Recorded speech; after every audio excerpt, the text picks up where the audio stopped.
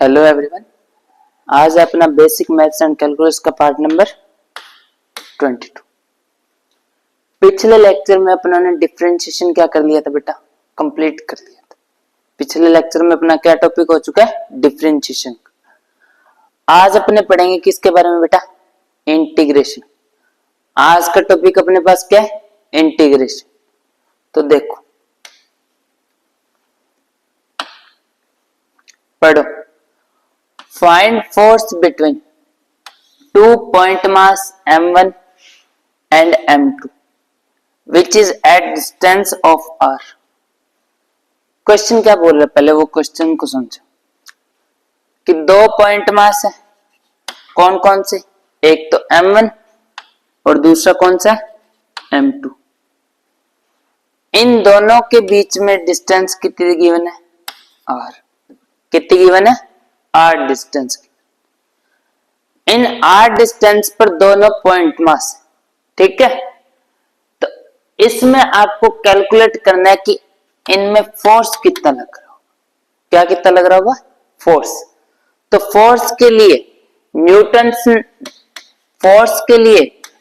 ने एक लॉ दिया था, कौन सा था बेटा, Newton's law of gravitation. Newton's law of gravitation.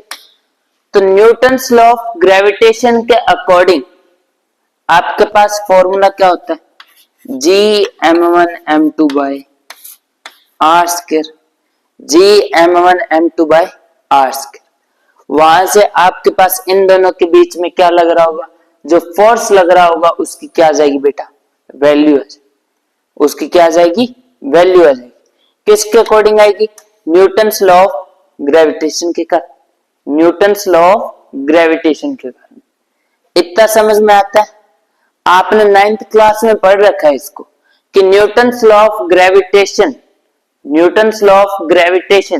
सिर्फ किन के लिए होता है, पॉइंट मास के लिए। किसके लिए होता है, पॉइंट मास के लिए। किसके लिए होता है बेटा, पॉइंट मास ऑब्जेक्ट के लिए होता है। तो जब भी दो पॉइंट मास किसी r डिस्टेंस पर सिचुएटेड होते हैं तो उस कंडीशन में फोर्स की वैल्यू क्या होती है, G m1 m2 by R square. इतना समझ में आया। तो इस क्वेश्चन के अकॉर्डिंग फोर्स की वैल्यू क्या आ जाएगी आपके पास, G m1 m2 by R square. अब देखो नेक्स्ट, इसी की जगह मैं क्या बोलूं, find force between point mass and a rod. Means अब क्या बोला जा रहा है कि एक तो आपके पास क्या है बेटा, एक तो आपके पास क्या है, पॉइंट मास जिसका मास कितना है, m1। और एक आपके पास क्या बेटा, रोड। क्या है, रोड। और इस रोड का मास कितना है, मान लो m, कैपिटल M। और इस रोड की लेंथ कितनी है, L, कैपिटल L लेंथ। इतना समझ में आता है। अब इसके बाद बोला जा रहा है आपको कि इन दोनों के बीच में जो फोर्स लग रहा है उसकी वैल्यू निकालो। इन दोनों के बीच में जो फोर्स लग रहा है उसकी क्या निकालो, वैल्यू। अभी आपने देखा कि न्यूटन्स लॉ ऑफ मोशन, कौन सा motion, Newton's law of motion. Newton's law of motion, Newton's law of gravitation. Newton's law of gravitation के अकॉर्डिंग आपके पास फोर्स की वैल्यू क्या आती है, G m1 m2 by R square आती है। G m1 m2 by R square आती है। पर ये किसके लिए एप्लीकेबल था, सिर्फ किसके लिए एप्लीकेबल था बेटा, पॉइंट मास ऑब्जेक्ट। किसके लिए एप्लीकेबल है, पॉइंट मास ऑब्जेक्ट। पर यहां आपके पास दूसरा, एक तो पॉइंट मास दे रखा है, दूसरा आपके पास क्या गिवन, रोड। दूसरा क्या गिवन है, रोड गिवन है। और इन दोनों के बीच की डिस्टेंस कितनी, r। दूसरा ऑब्जेक्ट रोड गिवन है, क्या गिवन है, रोड। तो ये रोड के लिए अपने इस फॉर्मूले का यूज नहीं कर सकते। इसके लिए आप न्यूटन्स लॉ ऑफ ग्रेविटेशन का यूज बेटा नहीं कर पाओगे। न्यूटन्स लॉ ऑफ ग्रेविटेशन का यूज नहीं कर पाओगे। यहां आपका न्यूटन्स लॉ ऑफ ग्रेविटेशन क्या हो जाएगा, फेल्ड हो जाएगा। क्या हो जाएगा बेटा, फेल्ड हो जाएगा। तो इसी को सॉल्व करने के लिए, इसी पर मास निकालने के लिए, इसी पर फोर्स निकालने के लिए आपके न्यूटन साहब ने क्या किया कि एक बात और बताते गए जाते थे, क्या कि इस कंडीशन में जो फोर्स लगेगा, इस कंडीशन में जो फोर्स लगेगा उसकी वैल्यू कैसे निकालोगे कि आप इस रोड का एक छोटा सा क्या कर लोगे, टुकड़ा, क्या पकड़ लोगे, छोटा सा टुकड़ा पकड़। तो इस छोटे से टुकड़े के लिए अपने मास की वैल्यू क्या मान लेंगे, m1 या स्मॉल m। m1 तो मान रखिए, तो अपने क्या मान लेंगे बेटा, m2। क्या मान लेंगे, m2 मास में। इस छोटे से पार्ट के लिए अपने ने क्या मान लिया, पहले क्या करोगे, एक रोड का छोटा सा टुकड़ा और उस छोटे से टुकड़े का मास क्या मान लोगे, m2 मान लोगे। और इस m1 से m2 की डिस्टेंस क्या मान लिया आपने, x। क्या मान ली बेटा, x मान ली। इतना समझ में आता है। अब इसका और इस छोटे से टुकड़े के बीच में जो लग रहा होगा फोर्स, उसकी क्या निकाल लोगे, वैल्यू। ये एक छोटा सा फोर्स, छोटा सा मास माने, तो ये कैसा मास हो जाएगा आपका, पॉइंट मास। ऐसे करते करते यहां अलग अलग टाइप से क्या मान लोगे, इसी रोड में आप क्या मान लोगे, छोटे छोटे टुकड़े, अलग अलग क्या कर लोगे, छोटे छोटे टुकड़े, जिनका मास किसके बराबर होगा, पॉइंट मास के। किसके मास, कौन से मास के बराबर होगा बेटा, पॉइंट मास के। उसके बाद आप किसका यूज कर सकते हो, इस फॉर्मूले का। उसके बाद किसका यूज कर सकते हो, इस फॉर्मूले का। इतना समझ में आता है। अब देखो, अब आपने छोटे से टुकड़े का क्या निकाल लिया, फोर्स निकाल लिया। क्या निकालोगे, G m1 m2, इन दोनों के बीच की डिस्टेंस x के, क्या आ गया बेटा, x। अब इन सभी के लिए इनकी वैल्यू निकालोगे। इन छोटे छोटे पार्टिकल्स जो आपने डिवाइड किए, छोटे छोटे पार्ट्स में जो डिवाइड किया, उन सब के लिए क्या निकालोगे, अलग अलग फोर्स की वैल्यू, अलग अलग फोर्स की वैल्यू। बाद में उनको क्या कर दोगे बेटा, ऐड कर दोगे। बाद में उनको क्या करोगे, उन सारे फोर्स की वैल्यू को क्या करोगे, इन सब के लिए ऐड करोगे। क्या करोगे, ऐड करोगे। तो आपके पास टोटल रोड पे जो जितना फोर्स लग रहा होगा उसकी वैल्यू, टोटल रोड पे जितना फोर्स लग रहा होगा उसकी वैल्यू आ जाएगी। तो अब छोटे छोटे पार्टिकल्स के पहले तो अपने फोर्स निकालें, उसके बाद इनका ऐड करें। तो छोटे छोटे पार्टिकल्स के लिए जो फोर्स आएगा उनके लिए अपने ऐड करते जाएंगे, तो वो अपने लिए टर्म क्या हो जाएगी, ज्यादा लंबी। मीन्स उनकी कैलकुलेशन करनी क्या हो जाएगी, डिफिकल्ट हो जाएगी। इसीलिए न्यूटन जाते जाते किसका कंसेप्ट देके गए, इंटीग्रेशन का। किसका कंसेप्ट देते गए, इंटीग्रेशन का देते गए।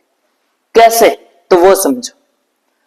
इस रोड में लेंथ L पर, length, total length L length पर आपके पास मास कितना था, कैपिटल है। तो यूनिट लेंथ के लिए कितना हो जाएगा, L लेंथ के लिए मास m, तो यूनिट लेंथ के लिए कितना हो जाएगा, m by l, m by l हो जाएगा। तो x लेंथ के लिए कितना हो जाएगा, dx लेंथ के लिए कितना हो जाएगा।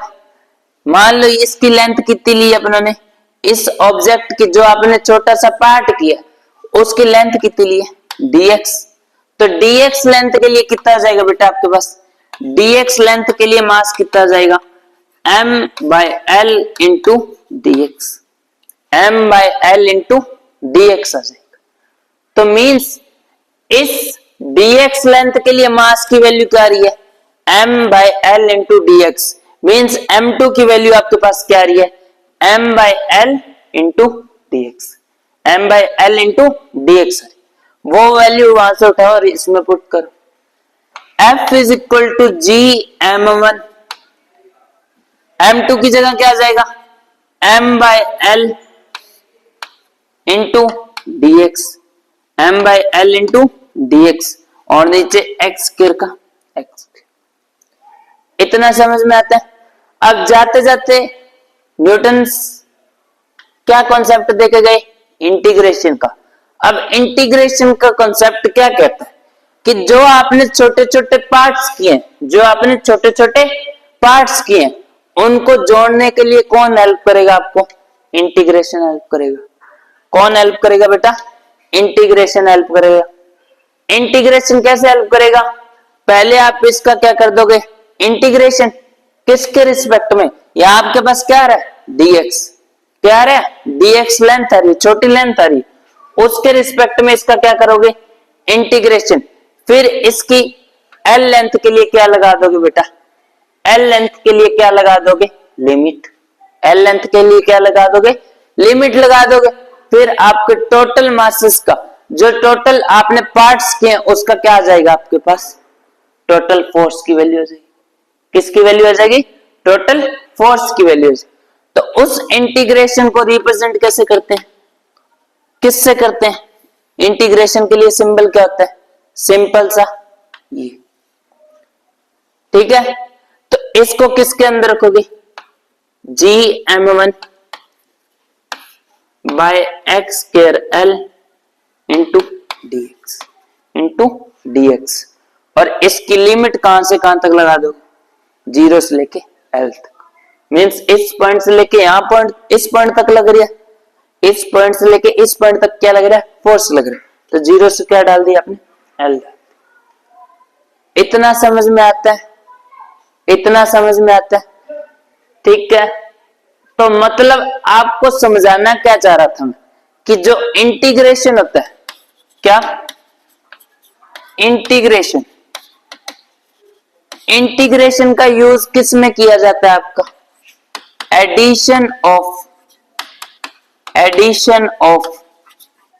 स्मॉल पार्ट्स या small quantities, addition of small quantities. Addition करने के लिए स्मॉल क्वांटिटीज का किसका यूज करोगे आप, इंटीग्रेशन का यूज करोगे। किसका यूज करोगे, इंटीग्रेशन का यूज करोगे। इंटीग्रेशन का सीधा सा मतलब होता है क्या, जोड़ना, ऐड करना। क्या होता है बेटा, जोड़ना या ऐड करना। समझ में आ गया इंटीग्रेशन की नीड क्यों पड़ी, क्यों, क्योंकि जो छोटे छोटे जो भी आपके पास ऑब्जेक्ट्स आ रहे थे उनके ऊपर कोई भी फोर्स, कोई भी इलेक्ट्रिक फील्ड, तो उन सब की वैल्यूज निकालने के लिए आप क्या करते हो, इंटीग्रेशन का यूज करते हो। किसका यूज करते हो, इंटीग्रेशन का यूज करते हो। दूसरा चीज ये तो हो गया पहला, कि पहले नीड क्यों पड़ी, एडिशन के लिए। फर्स्ट नीडफुल इसकी क्या चीज होगी, एडिशन। दूसरा देखो, मान लो दूसरी चीज आपके पास क्या आती, मैंने कोई स्ट्रेट लाइन ग्राफ ड्रॉ किया। क्या ड्रॉ किया, स्ट्रेट लाइन ग्राफ। आपको समझा रखा है स्ट्रेट लाइन क्या ड्रॉ किया बेटा, ग्राफ ड्रॉ किया। वाई और एक्स के बीच में एक क्या ड्रॉ कर दिया, ग्राफ ड्रॉ। और आपको बताया था कि स्ट्रेट लाइन ग्राफ या कोई भी ग्राफ, उसकी स्लोप के लिए फॉर्मूला क्या होता है, d by D X of Y, d by D X of Y. और d by D X of Y क्या होता है आपका, differentiation. d by D X of Y क्या होता है, डिफरेंशिएशन। मींस डिफरेंशिएशन, ग्राफ से अगर डिफरेंशिएशन की वैल्यू निकाल रहे हो तो वो आपको किसकी वैल्यू देगा, स्लोप की वैल्यू।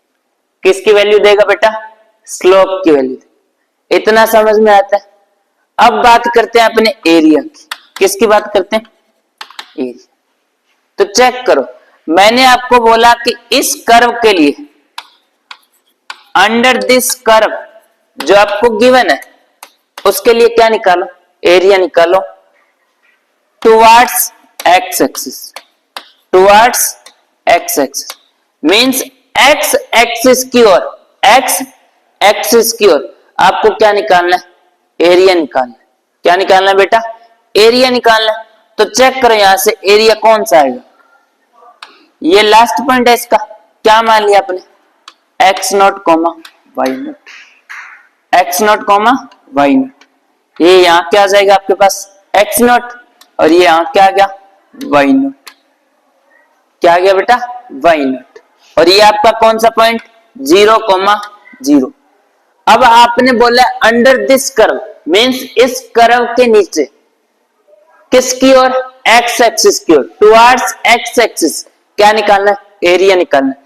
मींस कौन सी वैल्यू निकालनी है आपको, कौन सी वैल्यू निकालनी है, ये आपको इसकी क्या निकालनी है, वैल्यू निकालनी है।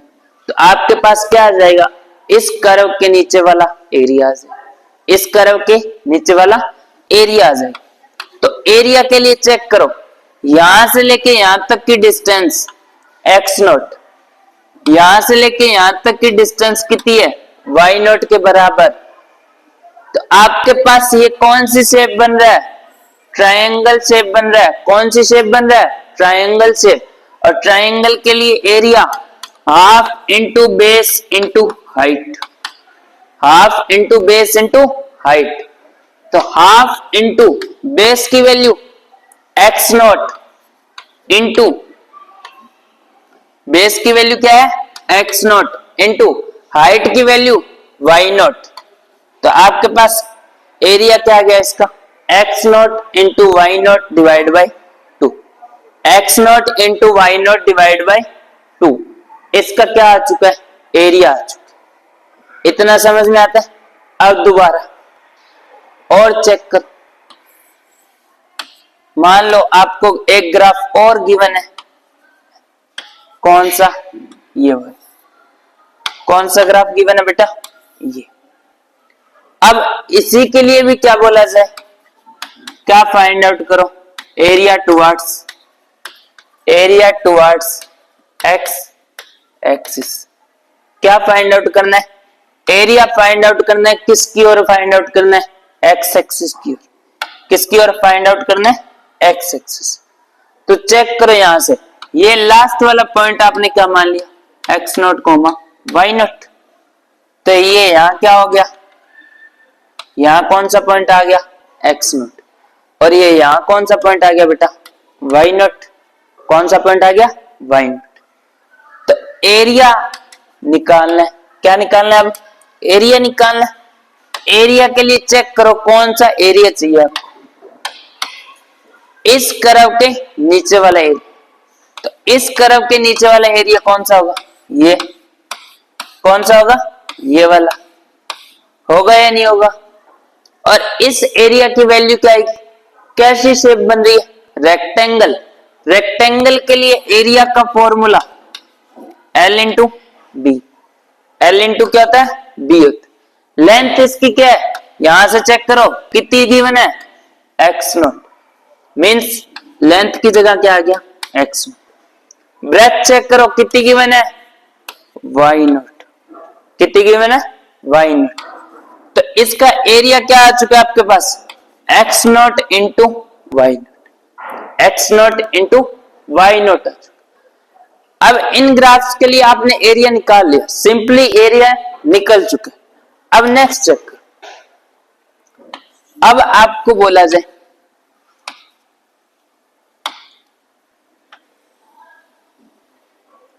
इस ग्राफ के लिए क्या निकालो बेटा, एरिया निकालो। इस ग्राफ के लिए किसकी वैल्यू निकालो, एरिया अंडर दिस कर्व। इस ग्राफ के नीचे क्या निकालो बेटा, एरिया, कौन सी साइड, एक्स एक्सिस की साइड, कौन सी एक्सिस की ओर, एक्स एक्सिस की। तो आपके पास कोऑर्डिनेट्स क्या आ रहे हैं, पहले तो वो चेक। इस कोऑर्डिनेट को आपने क्या मान लिया, x1, y1, x1, y1, means यहां आपके पास कौन सा पॉइंट होगा, x1, और यहां आपके पास कौन सा पॉइंट होगा, y1।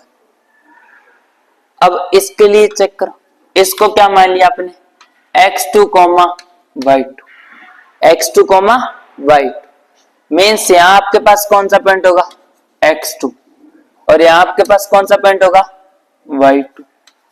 कौन सा पॉइंट होगा? वाइट। और अब आपको इसके नीचे किसकी वैल्यू चाहिए थी? एरिया। आपको क्या निकालना था? Area under this curve. तो इस कर्व के नीचे कौन सा एरिया आ रहा है बेटा? इस कर्व के नीचे कौन सा एरिया आ रहा है आपके पास? ये वाला। कौन सा एरिया आ रहा है? ये वाला। अब ये ना तो कोई सिमेट्रिक शेप है, ना तो ट्रायंगल है, ना रेक्टेंगल है, ना स्क्वायर है, ना ट्रेपेजियम है। मींस कोई भी एक सिमेट्रिक शेप गिवन नहीं, कोई भी एक सिमेट्रिक शेप गिवन नहीं। तो इस कंडीशन में आप एरिया की वैल्यू कैसे निकालोगे? इस कंडीशन में आप एरिया की वैल्यू कैसे निकालोगे? इस कंडीशन में आप एरिया की वैल्यू कैसे निकालोगे बेटा? वो देखो, ना तो ये कोई सिमेट्रिक शेप, तो इसके लिए एरिया की वैल्यू निकालने के लिए आप पहले क्या करोगे? एक छोटा सा इसका टुकड़ा कट। क्या करोगे बेटा? छोटा सा एक टुकड़ा कट, जिसकी लेंथ आपने क्या मान ली? dx। जिसकी लेंथ आपने क्या मान ली? dx मान ली। और इसकी ब्रेथ क्या मान ली आपने? y। ब्रेथ क्या मान ली? y मान ली। इस रेक्टेंगल शेप का, इस छोटे से रेक्टेंगल शेप का, इस छोटे से रेक्टेंगल शेप का आपके पास जो एरिया आएगा वो क्या होगा बेटा? रेक्टेंगल के लिए फॉर्मूला क्या होता है? Length into breadth. Length into breadth होता है। तो इस छोटे से रेक्टेंगल के लिए, छोटे से रेक्टेंगल के लिए लेंथ की वैल्यू dx, लेंथ की वैल्यू dx इंटू ब्रेथ की वैल्यू y। ब्रेथ की क्या वैल्यू गिवन है? y। मींस इसका एरिया क्या लिख सकता हूं मैं? y into dx। y into dx लिख सकता। y इंटू क्या लिख सकता हूं बेटा? dx लिख सकता। अब ऐसे ही करते करते इस छोटे से और पार्ट करूंगा, इसके क्या करूंगा? अलग अलग और पार्ट करूंगा, तो उनसे क्या निकालूंगा? इनका एरिया। छोटे छोटे पार्ट करके उनको क्या करना पड़ेगा? ऐड। क्या करना पड़ेगा बेटा? ऐड करना पड़ेगा। उनके एरिया को क्या करना पड़ेगा? ऐड करना पड़ेगा। तो उस एडिंग के दौरान, उस एडिंग को करने के लिए अपने किसका यूज करते हैं बेटा? इंटीग्रेशन। किसका यूज करते हैं? इंटीग्रेशन का। मींस अपने क्या कर देंगे? इसके इंटीग्रेशन। इसका क्या कर देंगे? इंटीग्रेशन कर देंगे। अब दोनों वेरिएबल्स डिफरेंट, दोनों फंक्शंस क्या रहे हैं? डिफरेंट। पर आपने चेक नहीं किया, यहां जो y गिवन होगा, इस y की वैल्यू किस में गिवन होगी आपके पास? एक fx फंक्शन में गिवन होगी। किस में गिवन होगी? आपको जब भी मैं इक्वेशन देता था, जब भी आपको क्वेश्चंस कराए हैं, तो उस y की वैल्यू किसके फॉर्म में गिवन थी? उस fx की फॉर्म में गिवन। तो यहां भी आपके पास क्या आ जाएगा? Area is equal to y की वैल्यू किस में आएगी आपके पास? फंक्शन ऑफ x की फॉर्म, फंक्शन ऑफ x की फॉर्म में आएगी, इंटू dx। इंटू क्या आ जाएगा? dx। इंटू क्या आ जाएगा? dx। मींस आपके पास इंटीग्रेशन ऑफ ग्राफ, जब भी आप ग्राफ के लिए इंटीग्रेशन का यूज करोगे तो आपको क्या मिलेगा? एरिया मिलेगा। किसकी वैल्यू मिलेगी बेटा? एरिया की वैल्यू मिलेगी। डिफरेंशिएशन आपको क्या दे रहा था? स्लोप। और इंटीग्रेशन आपको क्या देता है? एरिया देता है। इंटीग्रेशन क्या देता है? एरिया देता है। इतना समझ में आता? इंटीग्रेशन का यूज, इंटीग्रेशन का नीड क्यों हुआ? क्योंकि छोटे छोटे पार्टिकल्स को ऐड करने के लिए, छोटे छोटे कैलकुलेशंस को सॉल्व करने के लिए किसका यूज किया जाता है? इंटीग्रेशन का। और ग्राफ के लिए अगर अपने इंटीग्रेशन का यूज करते हैं तो अपने को क्या मिलता है? एरिया मिलता है। क्या मिलता है उस ग्राफ का? एरिया मिलता है। समझ में आ गया इंटीग्रेशन का यूज किस लिए होता है? अब देखो इंटीग्रेशन, अब इंटीग्रेशन को पढ़ा कैसे जाता है? अब इंटीग्रेशन को पढ़ा कैसे? पहला तो किस लिए यूज? ऐड करने के। दूसरा क्या देता है ये? Area of graph. क्या देता है, एरिया ऑफ ग्राफ देता है। अब तीसरी चीज, लिखा और पढ़ा कैसे जाता है। तो जैसे आप डिफरेंशिएशन के लिए कौन से ऑपरेटर का यूज कर रहे थे, डी बाय डी एक्स का। किसका यूज कर रहे थे, डी बाय डी एक्स का यूज कर रहे थे। वैसे ही आप इंटीग्रेशन के लिए किसका यूज करते हो, इस सिंबल का। और यहां आपके पास क्या आ जाएगा, बॉक्स इंटू डीएक्स, इंटू क्या आ जाएगा, डीएक्स आ जाएगा। अब इस बॉक्स में कोई भी फंक्शन रखोगे किसके फॉर्म में होगा, एक्स की फॉर्म में। किसके फॉर्म में होगा, एक्स की फॉर्म। और आप उसका क्या करोगे, इंटीग्रेशन करोगे। आप उसका क्या करोगे बेटा, इंटीग्रेशन करो। समझ में आता है, इतना समझ में आता है। अब यहाँ y भी हो सकता है या कोई और अदर फंक्शन भी हो सकता है। तो ये आपके पास किसको लिखने का तरीका आ गया, इंटीग्रेशन। किसको लिखने का तरीका आ गया, इंटीग्रेशन। अब इसको बोला कैसे जाएगा, integration of box with respect to x, with respect to x. किसके रिस्पेक्ट में कर रहे हो, एक्स के रिस्पेक्ट। ये हो गया इसको पढ़ने का तरीका। इतना समझ में आता है इंटीग्रेशन के बारे में। पहले तो नीड क्यों पड़ी, ऐड और एरिया ऑफ ग्राफ निकालने के लिए। उसके बाद इसको पढ़ा कैसे जाता है, integration of dash with respect to x. अब आपके पास इंटीग्रेशन कितने टाइप के आते हैं बेटा, इंटीग्रेशन को कितने टाइप में बांटा गया। पहला कौन सा, इनडिफाइंड इनडेफिनेट इंटीग्रेशन। दूसरा होता है डेफिनेट इंटीग्रेशन, डेफिनेट इंटीग्रेशन। बस कुछ नहीं है, इनडेफिनेट इंटीग्रेशन में आपको क्या नहीं गिवन होती, लिमिट।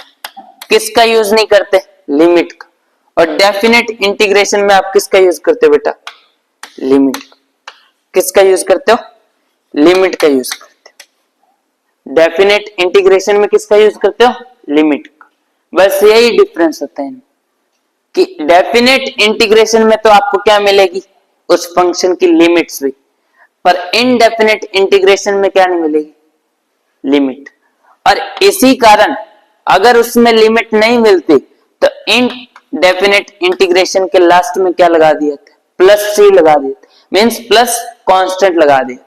कुछ कांस्टेंट को क्या कर दिया जाता, उसमें ऐड कर दिया जाता। बस इतना सा फर्क। अब देखो इंटीग्रेशन के रूल्स। अब आपके पास क्या आते हैं बेटा, रूल्स ऑफ इंटीग्रेशन। पहला रूल, इंटीग्रेशन ऑफ x की power n with respect to dx। x की पावर n का इंटीग्रेशन निकालना है किसके रिस्पेक्ट में, x के रिस्पेक्ट। तो इसका आंसर क्या होता है बेटा, x की power n plus 1 divide by n plus 1, divide by n plus 1। इस पे एग्जांपल देख लो। जैसे आपको बोला जाए इंटीग्रेशन ऑफ x की पावर 3 निकालो किसके रिस्पेक्ट में, x के रिस्पेक्ट। किसके रिस्पेक्ट में निकालो, x के। तो इसकी वैल्यू क्या आ जाएगी, x की पावर 3 मींस n की वैल्यू क्या है, 3। तो x की वैल्यू x की power 3 plus 1 divide by 3 plus 1। n की जगह आपने क्या पुट कर दिया, 3। तो इसकी वैल्यू क्या आ गई, x की पावर 4 डिवाइड बाय 4। x की पावर 4 डिवाइड बाय 4 आ चुकी। ये आपका क्या आ गया, इसका इंटीग्रेशन। ठीक है। सेकंड रूल देखो, second rule, integration of c dx। यहां आपके पास c क्या बेटा, कांस्टेंट। c कौन सी वैल्यू है, कांस्टेंट वैल्यू। तो कांस्टेंट का इंटीग्रेशन क्या होता है, कांस्टेंट का इंटीग्रेशन क्या होता है वो चेक करो। इस c को मैं बाहर लिख सकता हूं, c को मैंने कहां निकाल लिया, बाहर, या एक बार अंदर रखो, चलो अंदर रखो फिर समझो। c इंटू क्या लिख सकता हूं मैं, 1। c इंटू 1 लिखूंगा तो आएगी क्या वैल्यू, c आएगी। तो c into 1 with respect to dx equal to c into 1। अब 1 को मैं क्या लिख सकता हूं, यहां x की पावर 1 को किस में कन्वर्ट कर सकता हूं, x की पावर 0 में। किसी भी नॉन जीरो की पावर अगर 0 होती है, किसी भी नॉन जीरो वैल्यू की अगर पावर 0 होती है तो उसका आंसर क्या था बेटा, 1 आता है। क्या था, 1 आता है। उसका आंसर क्या था, 1। तो इसीलिए 1 को मैंने क्या लिख दिया, x की पावर 0 इंटू dx। अब इस c कांस्टेंट को मैंने कहा निकाल लिया, बाहर। अंदर क्या बच गया, x की पावर 0 इंटू dx, x की पावर 0 इंटू dx बच गया। तो इसका जब इंटीग्रेशन करोगे तो क्या आएगा, c इंटू एक्स की पावर 0, x की पावर n वाला फॉर्मूला अप्लाई कर दो। यहां क्या था, n की वैल्यू क्या गिवन है आपके पास, 0। तो क्या आ जाएगा, x की पावर 0 प्लस x की power 0 plus 1, 0 plus 1 divide by, नीचे भी क्या लिख दोगे, 0, 0 प्लस 1, 0 प्लस 1। तो आपके पास इंटीग्रेशन क्या आ गया इसका, c इंटू एक्स की पावर 0 प्लस 1 क्या आ जाएगा, x की पावर 1 डिवाइड बाय 1 आ जाएगा। तो मींस कांस्टेंट का इंटीग्रेशन आपके पास क्या होता है, cx। कांस्टेंट का इंटीग्रेशन क्या आता है आपके पास, cx आता है। इस पे एग्जांपल चेक कर लो, उससे समझ आ जाएगा बेटर। लो देखो एग्जांपल, मान लो आपको बोला जाए x की पावर 2 का क्या कर दो, इंटीग्रेशन कर दो। किसका इंटीग्रेशन कर दो, 2 का आपको इंटीग्रेशन करना। तो आपको सिंपली क्या करना है, c कोई भी कांस्टेंट के लिए क्या आ रहा था, cx। तो यहां 2 के लिए, 2 आपकी कौन सी वैल्यू, कांस्टेंट वैल्यू। कैसी वैल्यू है, कांस्टेंट वैल्यू। तो 2 के लिए इंटीग्रेशन क्या आ जाएगा, 2 आपका कहां गया, बाहर, और 2 के साथ क्या लग जाएगा, x। जिसके रिस्पेक्ट में कर रहे हो, जिसके रिस्पेक्ट में कर रहे हो वो फंक्शन कहा जाता है, एक बाहर है 2x। तो इसका इंटीग्रेशन आपके पास क्या आ गया, 2x आ गया। इसका इंटीग्रेशन क्या आ गया, 2x आ गया। इतना समझ में आता है। अब मैंने क्या बोला, जो फंक्शन आप अंदर रख रहे हो, जिसके रिस्पेक्ट में कर रहे हो, उसी की वैल्यू बाहर आएगी। उसी की वैल्यू क्या आएगी, बाहर आएगी। जैसे दूसरा एग्जांपल देखें इसमें, मान लो आपको बोला जाए इंटीग्रेशन ऑफ 1 dp। मैं किसके रिस्पेक्ट में कर रहा हूं, p के रिस्पेक्ट में। किसके रिस्पेक्ट में कर रहा हूं, p के रिस्पेक्ट में। तो बाहर भी क्या आएगा आपके पास, p आएगा। 1 आपका बाहर, इंटू p के रिस्पेक्ट में कर रहा हूं तो बाहर भी कौन सा फंक्शन आएगा, p का। किसका फंक्शन आएगा, p का। तो 1 into p, means integration of 1 dp क्या आ गया आपके पास, p। 1 dp क्या आ गया बेटा, p। बस इतना है, दोनों रूल अच्छे से समझ में आ गए। x की पावर n का इंटीग्रेशन क्या होता है, x की power n plus 1 divide by n plus 1। और सेकंड इंटीग्रेशन ऑफ कोई भी कांस्टेंट वैल्यू का इंटीग्रेशन आपके पास क्या आता है, कांस्टेंट इंटू x, या कांस्टेंट इंटू जो भी आपके पास वेरिएबल के रिस्पेक्ट में कर रहे हो वो वेरिएबल। अब देखो नेक्स्ट रूल। अभी तक आपने पढ़ा दोनों फंक्शन को अलग अलग, अब दोनों फंक्शन को कंबाइन करके कौन सा फंक्शन बना दिया, cfx। कौन सा फंक्शन बना दिया बेटा, cfx। तो इसके लिए आपके पास क्या आ जाएगा, जो कांस्टेंट होता है वो कहां जाता है इंटीग्रेशन से बाहर।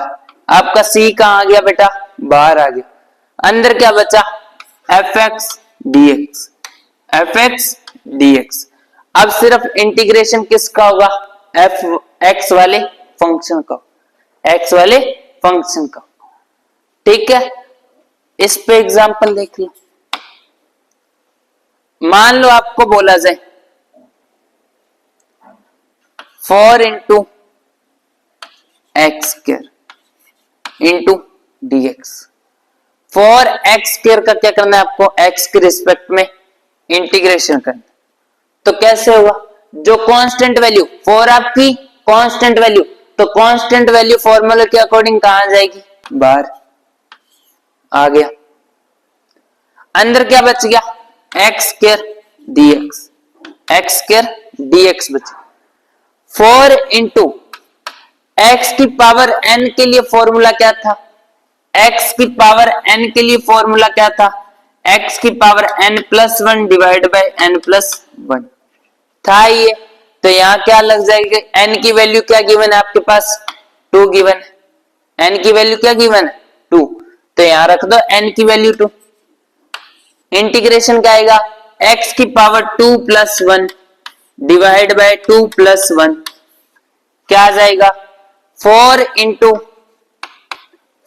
इंटू एक्स की power 3 divide by 3 means 4x cube divide by 3, 4x cube divide by 3। ये आपके पास क्या आ गया, इसका इंटीग्रेशन। ये आपके पास क्या आ गया, इसका इंटीग्रेशन। तो थर्ड रूल भी आपका क्या हो गया, समझ में आ गया। थर्ड रूल भी आपका क्या हो गया, कंप्लीट हो गया। अब नेक्स्ट रूल, अब देखो integration of sine x with respect to dx। Sine x function का इंटीग्रेशन क्या होता है आपके पास, माइनस का cos x। क्या होता है बेटा, माइनस का cos x। डिफरेंशिएशन आपका क्या था, प्लस का cos x, पर इंटीग्रेशन क्या होता है आपका, माइनस का cos x। फिर आता है integration of cos x with respect to dx। तो इसके लिए आपके पास वैल्यू क्या आती है, cos x का इंटीग्रेशन क्या आता है आपके पास, प्लस का sin x। क्या आता है बेटा, प्लस का sin x। डिफरेंशिएशन की वैल्यू क्या आती, माइनस का sin x, और इंटीग्रेशन की वैल्यू क्या आपके पास, प्लस का sin x। Differentiation of sin x, differentiation of sin x की वैल्यू क्या आती है अभी, cos x, और यहां इंटीग्रेशन की वैल्यू क्या, माइनस cos x। यहां चेक करो डिफरेंशिएशन ऑफ cos x की वैल्यू क्या थी, डिफरेंशिएशन ऑफ cos x की वैल्यू क्या थी आपके पास, माइनस का sin x, पर इंटीग्रेशन ऑफ cos x की वैल्यू क्या है, प्लस का sin x। मींस इंटीग्रेशन और डिफरेंशिएशन एक दूसरे के क्या चलते हैं बेटा, अपोजिट चलते हैं। Integration and differentiation, integration and differentiation are opposite to each other, एक दूसरे के क्या है, ये अपोजिट है। एक दूसरे के क्या है बेटा, ये अपोजिट है। डिफरेंशिएशन आपको किस में हेल्प करता है, तोड़ने में, और इंटीग्रेशन किस में हेल्प करता है, जोड़ने में। इंटीग्रेशन किस में हेल्प करता है, जोड़ने में। नेक्स्ट रूल देख लो, e की पावर x का इंटीग्रेशन क्या होता है आपके पास, e की पावर x ही आता है। क्या आता है बेटा, e की पावर x ही आता है। फिर नेक्स्ट 1/x का इंटीग्रेशन, 1/x का इंटीग्रेशन क्या होगा आपके पास, देखो आपने डिफरेंशिएशन में पढ़ा था d/dx ऑफ log x की वैल्यू क्या होती है, 1/x क्या होती है, 1/x। ये तो था डिफरेंशिएशन के लिए। इंटीग्रेशन के लिए आप क्या करते हो, अपोजिट। अभी लिखा है इंटीग्रेशन और डिफरेंशिएशन एक दूसरे के क्या होते हैं, अपोजिट होते हैं। तो 1/x के लिए इंटीग्रेशन क्या हो जाएगा आपके पास, log x। क्या हो जाएगा बेटा, log x हो जाएगा। 1/x के लिए इंटीग्रेशन की वैल्यू क्या आ जाएगी, log x आ जाएगी। ये थे आपके आज कुछ रूल्स। सिर्फ इतने ही रूल्स आपको इंटीग्रेशन के लिए यूज में रखने, याद में रखने, क्योंकि इतने यूज आपके किस में आते हैं, सिर्फ फिजिक्स में इतने ही यूज आएंगे। इससे ज्यादा इंटीग्रेशन के फॉर्मूलेज का यूज नहीं किया जाता। इतना समझ में आता है आज का टॉपिक। पहला तो अपनों ने क्या समझा, इंटीग्रेशन की जरूरत क्यों पड़ी। उसके बाद अपनों ने क्या देखा कि इंटीग्रेशन के रूल्स क्या थे, इंटीग्रेशन को पढ़ा कैसे जाता है, इंटीग्रेशन को लिखा कैसे जाता है, और इंटीग्रेशन और डिफरेंशिएशन के बीच में क्या पढ़ा कि दोनों एक दूसरे के क्या चलते हैं बेटा, अपोजिट चलते हैं। दोनों एक दूसरे के क्या चलते हैं, अपोजिट चलते हैं। डिफरेंशिएशन तोड़ने का काम करता है और इंटीग्रेशन जोड़ने का। ये था अपना आज का टॉपिक। ठीक है, थैंक यू।